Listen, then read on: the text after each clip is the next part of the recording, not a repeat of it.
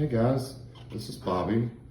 Wish I was there with you in Tampa, but Christopher and Matt had wanted me to do one of these 30 for 30 videos to talk about, as Christopher calls, the beginning. So this is how we got started. The BFFL was actually created around Georgia Tech. Christopher and I were juniors and seniors at Tech when we met, and we hit it off right away. We were both just football junkies, and we had that in common, so it was really, we became creatures of habit. We would start our breakfast off every morning with the USA Today newspaper, because back then there was no internet, there was no way to find out anything about football except for the Atlanta Falcons and the local papers. So we would buy 2 USA Todays every morning, and there'd be a little block about that big in there that talked about trades. So if the Philadelphia Eagles traded their left guard to the 49ers for next year's 4th round draft pick, then that was like a really big deal for us to know. It was pretty sick, but that was our life, because everything else was about school. So that was one thing we did. Another thing was all of our classes were pretty hard. So we had one class, a construction class, our senior year, by Professor Gerald Riggs, and it was the only easy class we had, and it was kind of late in the day. So Christopher and I would play hooky from Dr. Riggs's class, and we would go to training camp up in Swanee.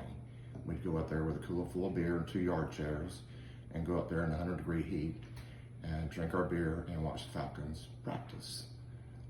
And we enjoyed that. We did that many times, and we'd get a chance to see some of the Falcons players and at least say hi to them. And then another thing we would do is, after all of our exams, which was very stressful, we would go to a little place called Jocks and Jills. Jocks and Jills was on 10th Street in Midtown, and it was a sports bar. So we could go up there, we'd both order, we'd get 2 BLTs with cheese and 2 Michelobs, and they got to know us there at the bar. We were pretty regulars, and they had a TV there, so we could watch ESPN and at least get some more sports news, football news. It was really hard during the off season. It was to get information. So that was our routine.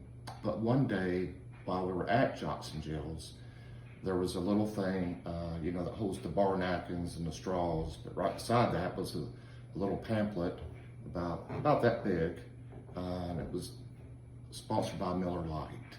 Miller Lite, in conjunction with John Madden. I don't know, it was probably 12 pages. It was a freebie. But one time when we came up there was an article about fantasy football.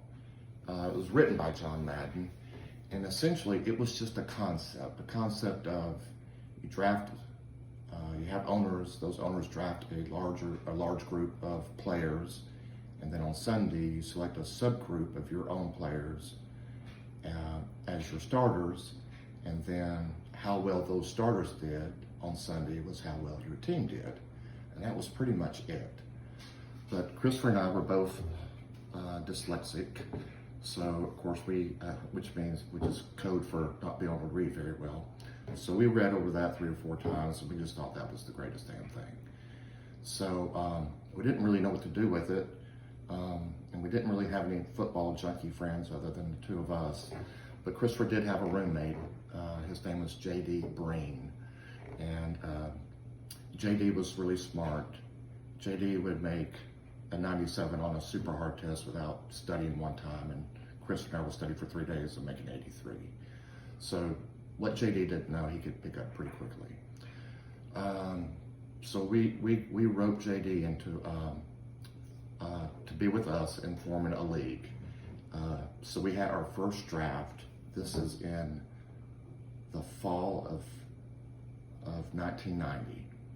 We saw that John Madden little pamphlet in July of 1990. In the fall of 1990, we had our first draft. We did it by phone. It was just JD, Christopher, and I. And so we wanted to do head-to-head, but we had an odd number of people. So every week we just kept score. Christopher did, of course. And whoever had the highest points that week, they won. And that's kind of how we went through our first season. So after that, JD took a job on the Golden Gate Bridge in San Francisco after graduation. So he left. So Christopher and I endeavored to, we knew we were onto something good. We just didn't know what to do with it. So we kind of came up with some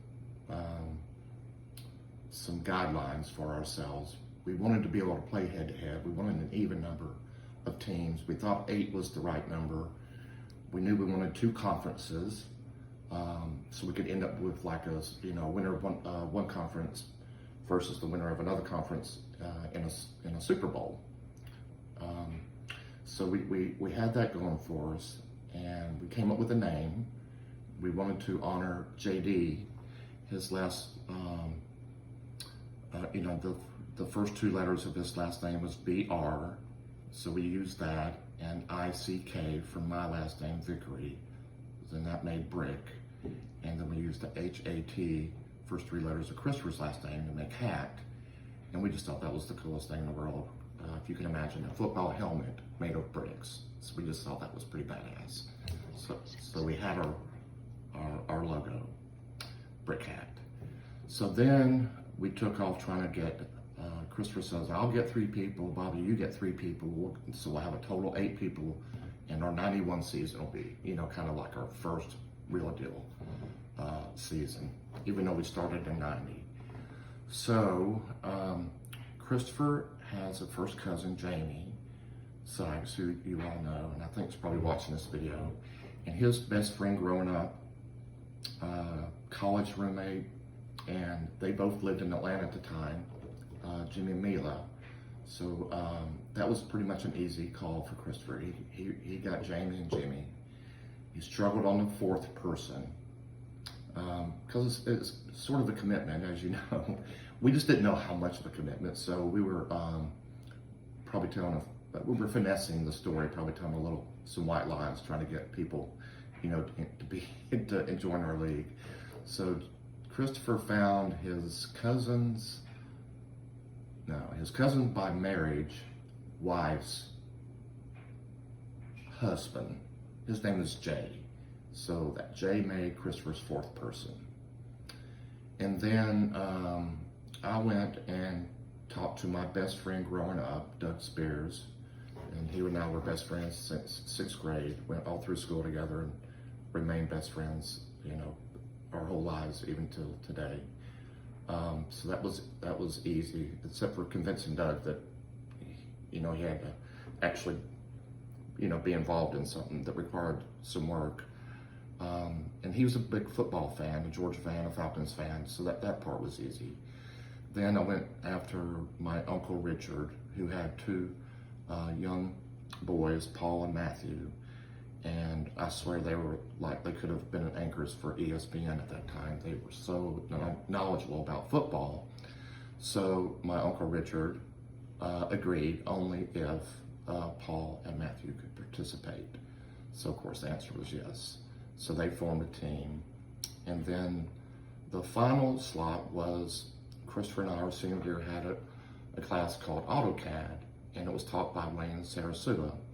And we took a liking to Wayne just right away, and Wayne took a liking to Christopher and I. He became a great friend. Even though he was our teacher, he became a great friend. So that was a very logical choice. So there we were. We had 4 and 4. And the funny thing is, at that time, we all lived in the local, Atlanta area. So later, we became Florida and Georgia, and that made sense. But at the time, we all lived in Atlanta, so Christopher reminded me the other day that our first 2 conferences were downtown and Metro. And the group that I roped in was Metro, because Wayne lived in Gwinnett County, I lived in Roswell, and Uncle Richard lived in Paulding County, and Doug lived in Cherokee County. So we were the Metro League. And then Jimmy, Jay, and Christopher lived more in town, so they were the Downtown League. So there you go. That's how we got started. And from there on, we, of course, later, John Terry, Jim Stefanik, and many others joined. So that's the beginning. That's how we got started. I'd like to celebrate with you on 30 years. I'll start by doing this. You can see the 30 behind us. So here's a little celebratory stars there on the table. And then I'm going to share a glass of champagne with you. Hopefully this will go off without a hitch. And I think while I'm opening this, I'll tell you the thing that I have enjoyed the most about this entire long 30-year journey is the friends that we've made. I never would have known Jimmy Milo, never would have known Jamie, John Terry, Jim Stefani. They never would have known my Uncle Richard, Matt, or Paul, or Doug. And now we're all really good friends. We've had kids, we've had grandkids. I think Nicole Vickery is the first grandkid, so she's, there we go. So here's to the 8 founders, and let's call it 9 to include JD, and then to everyone else who joined afterward.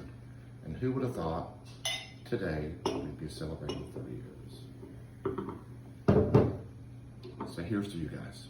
Happy 30th.